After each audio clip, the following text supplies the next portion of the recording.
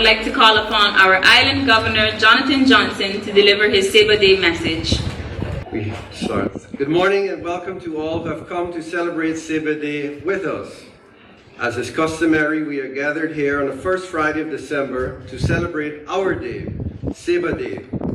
Today, as we gather to celebrate Sabre Day, we embark on a journey of reflection and anticipation. Sabre, our cherished home, stands as a testament to our shared history and the promising path that lies ahead. In looking back, we honor the resilience of those who have called Sabre home for generations. Their stories, etched into the fabric of our island, remind us of the strength woven into the very soil beneath our feet. On this day, let us pause to acknowledge the sacrifices made and the triumphs achieved, shaping the unique identity that is Sabre. Resilience is not the absence of adversity, rather it is the ability to confront, endure, and overcome it. It is the courage to stand tall when faced with challenges and the determination to keep moving forward. Each of us has a unique story of resilience, a narrative that speaks of our ability to transform hardships into opportunities and setbacks into comebacks. As we celebrate this moment, let us not forget the lessons that resilience teaches us. The importance of adaptability, the power of a positive mindset, and the strength found in unity. In a world that constantly throws curveballs, our resilience becomes the stabilizing force that keeps us grounded. As we reflect, we must also cast our gaze forward. The future of Sabre beckons us with possibilities and challenges alike. It calls for our collective commitment to preserving our natural wonders, nurturing our young, and fostering a spirit of unity. Sabre Day is not merely a celebration, it is a pledge to safeguard the essence of our home. Let us stand as stewards of this island, guardians of its beauty, and architects of its tomorrow. Together we can ensure that the legacy we inherit becomes a legacy we proudly pass on to those who will follow in our footsteps. May this celebration serve as a reminder that within each of us lies a reservoir of strength waiting to be tapped into. Let us continue to support and uplift one another, fostering a culture of resilience that empowers us to face whatever challenges lie ahead, including electricity. So, on this Sabre Day, let us rekindle the flame of pride in our hearts, recognizing that the past shapes us, but the future is our canvas. Through reflection and determination, let us forge a path that honors our heritage and paves the way for a Sabre that thrives for generations to come. Thank you and happy Sabre Day. Now we will have a Sabre Day message by our Commissioner of Culture, Mr. Everton Hayliger. Please join me in welcoming him to the stage. I would also like to send a warm Sabre welcome to all of you who have joined us from both near and far. As we gather here today to celebrate Sabre Day, we come together as a community to reflect on the incredible journey of our beautiful island and our resilient people. Sabre, often referred to as the unspoiled queen, stands proudly in the heart of the Caribbean Sea, with a rich history marked by unity, strength, and progress. Today, I would like to ask you to reflect on a unique event that was a cherished part of our past, the Sabre Hill Climb, which amongst other things served as a testament to the spirit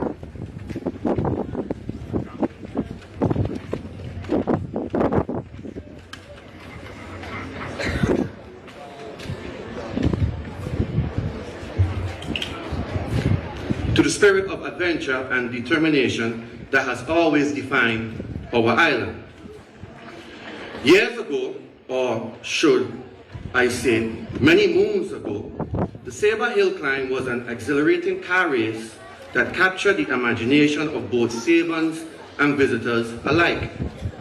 It embodied the ambition and enthusiasm of our island, despite our reliance on the outside world for many essentials. The hill climb symbolized Saber's unyielding spirit as participants fiercely conquered the challenging terrain from Flat Point to Upper Zion's Hill, pushing themselves and their vehicles to the limit. I am asking you to reflect because this has always been the Saban spirit. Today, as we celebrate Saber Day, we also take pride in the incredible progress we've achieved. Thanks to the unwavering dedication and hard work of the people of Saber and those that made Saber their home, our island has transformed tremendously over the years. We have established a solid infrastructure, enhancing the quality of life for all residents.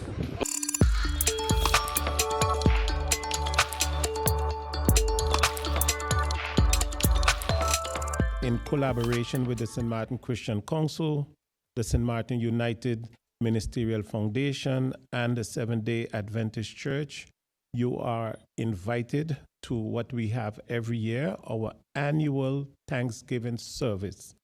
And that is this Sunday, December 3rd, and the location is here at the administration building.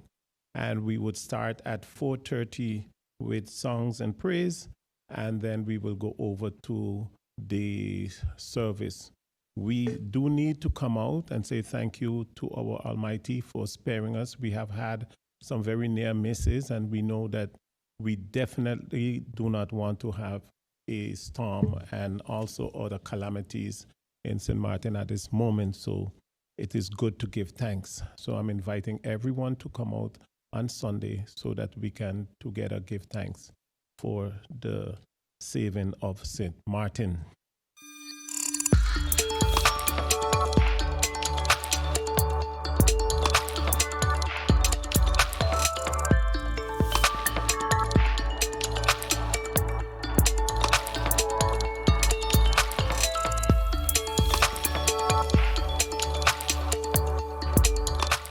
At RBC, we know the roles you have to play can change quickly.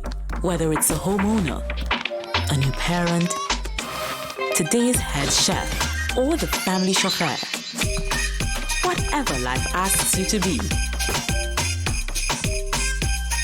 RBC is a bank for all of you.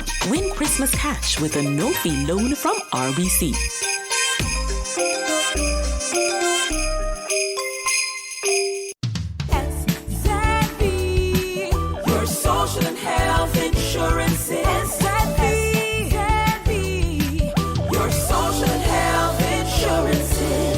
Are you SXM insured?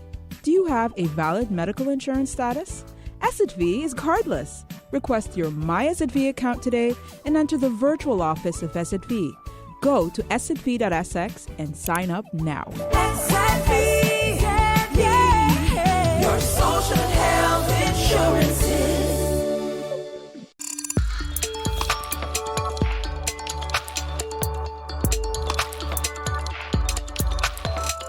That we censused, they were undocumented people.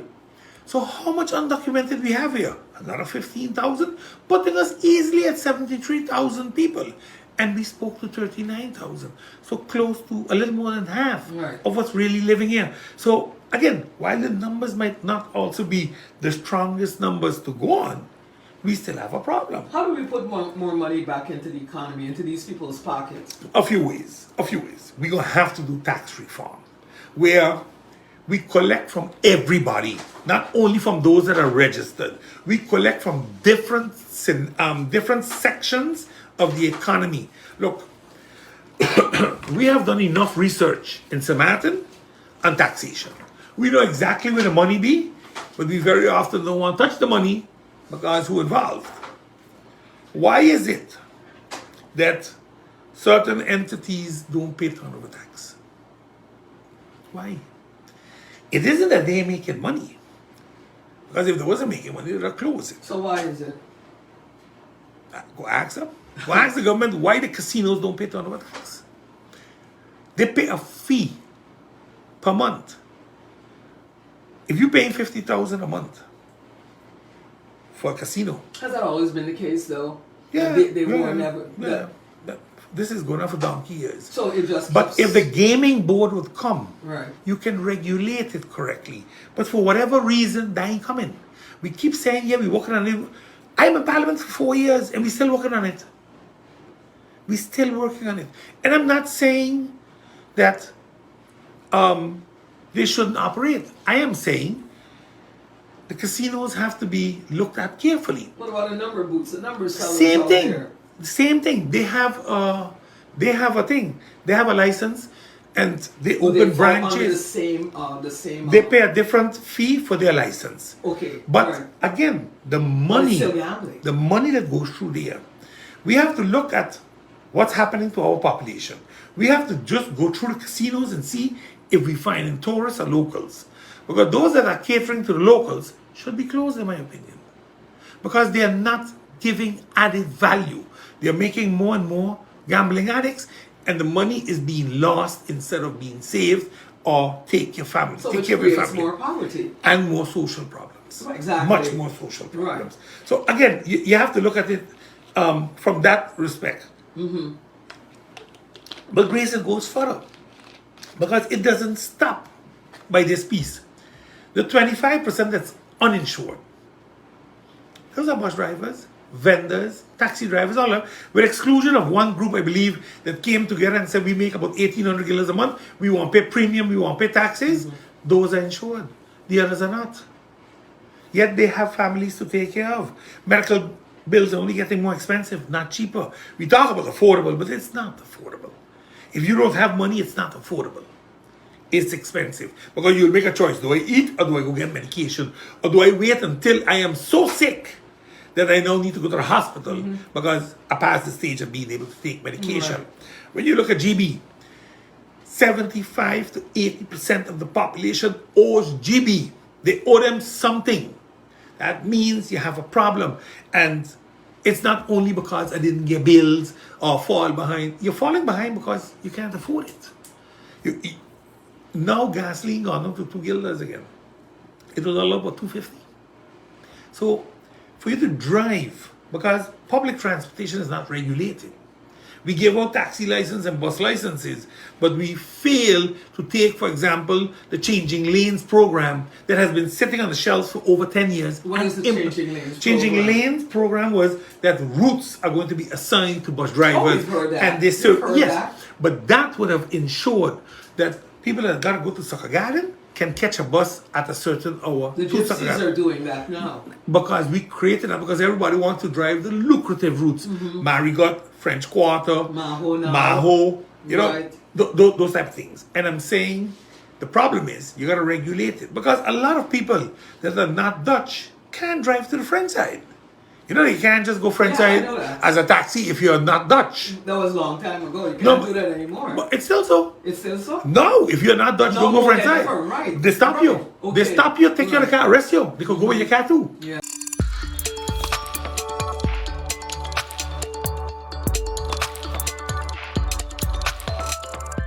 The apologies anniversary, slavery apologies anniversary, as was issued by the Prime Minister, is quickly approaching, Prime Minister. The committee, slavery committee put in place by your person, can you give us an idea as to what's taking place with that committee? Are they really executing what was asked of them to do? Akatsa SSE, I believe it was in October, with different committees from the various Caribbean countries here. They said it was a very productive meeting. AXAR was involved in those meetings, in those sessions. They are finalizing, they're still meeting, they're looking at the various areas. They had produced a recommendation paper to the Council of Ministers, but they have to finalize their organization as an entity in and of itself. So we want to formalize AXAR as a committee with a legal basis to be able to move forward. They are already working, I believe, with the University of St. Martin to access some of the funding that have been made available to carry out some research and do some work. And I will ensure that an official press release goes out regarding all the actions that they have taken. They've also, I believe, expressed the need to share those in Parliament. But of course, we understand that, Parliament is on a different vibe at the moment.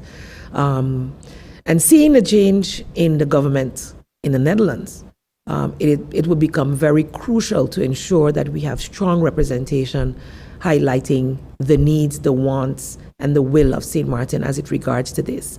As you know, that the winning party's platform did not have any, they don't see the Caribbean the same. But we are waiting to see what government will be formed. It will be a coalition government, so we don't expect that it will be as extreme as the leading party, because they will have to temper their goals to be able to form a coalition. And so we're praying that a coalition is formed with which we will be able to continue the work that has started. We've had very good collaborations thus far. Of course, not always agreeing in the how. So if it even goes further to the right, it could pose challenges for these islands, as we have fought very hard to reach where we are now. And it will then accelerate further discussions, and I think those referenda that I mentioned before will be very necessary to determine where St. Martin will go from here.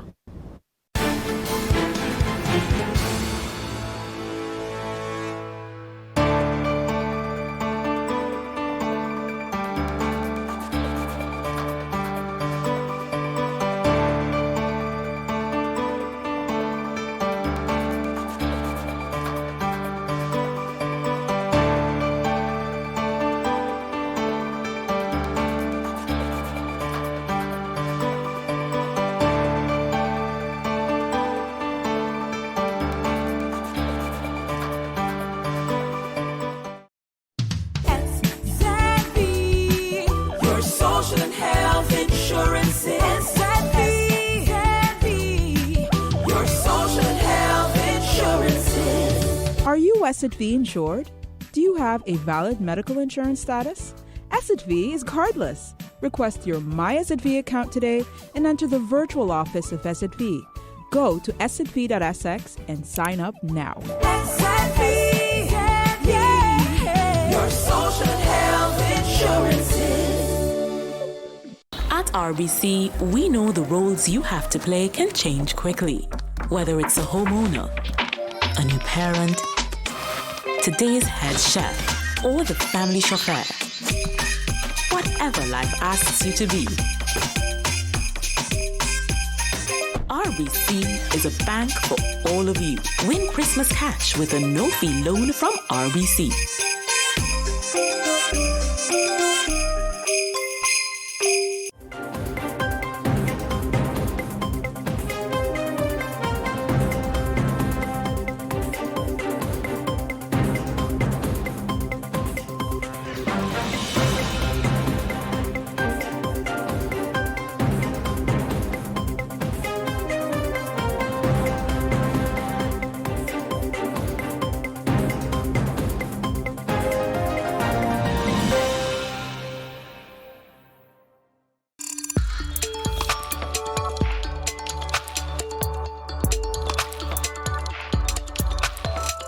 DCP Bailey revealed yesterday that 85 double murders have been committed in Jamaica so far this year, compared to 95 last year. He says the country has also recorded 16 triple murders, just one down from 17 last year, and 4 quadruple murders have been carried out so far this year, compared to 2 during the corresponding period in 2022. DCP Bailey says prisoners are behind several of the murders. He is therefore urging that proper programs be established in the correctional system to reform inmates. A lot of the violence that the general population is facing emanates from the prison. The directive, the order is given from within the prison. And I think we have to really pay some more attention to the prison structure, create proper programs for the inmates within the penal institution, ensure that they are exposed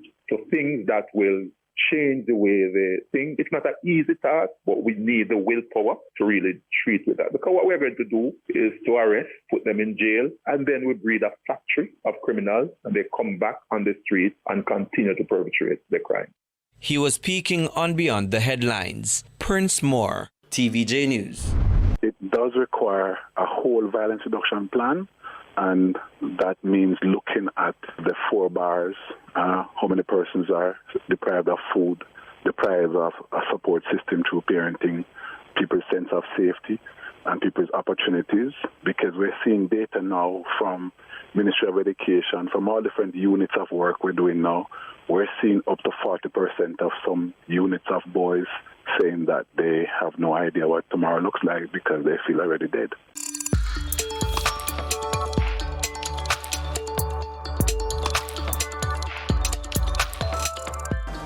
The Usain Bolt Sports Complex came alive this morning as 967 personnel from 18 units participated in the 2023 Independence Day Parade. From after 7, many were already in position, ready for the prompt 8 a.m. start. The parade showcased drill displays from armed and unarmed groups. There was also a presentation of leadership badges to student leaders from the island's primary and secondary schools. In her address, Prime Minister Mia Amor Motley called on citizens to remain focused on the goal of transformation and to be grateful and full of grace. Noting the island has been adjudged the 5th fastest growing economy in the world, Ms. Motley says everyone must still pitch in to eradicate poverty. We're engaged now in recognizing that poverty is not the mission of the Ministry of People Empowerment, but the elimination of poverty is the obligation of each and every one of us in every household, in how we look out and take care of our brothers and sisters, whether in material goods or whether in the sustenance of the soul that is so critical. Ms. Motley notes Barbados can continue to punch above its weight and provide leadership on the international stage, just as it has in the climate change fight. Word has come from the UAE that the world's nations have finally not only settled on the loss and damage fund, but the capitalization of it has started this morning in earnest. And we thank the people of Barbados for playing the role that we have played in ensuring that this most essential item of justice can help level the playing field for those of us who have become victims of the climate crisis. Will we today or next week see the capitalization where we want it? No, but it is the beginning. And as we have learned, step by step, we can ensure that justice is delivered. Following the speeches, there was a march past along Black Rock Main Road, with the official salute being taken in the vicinity of Carlton Supermarket. Rianne Phillips, CBC News.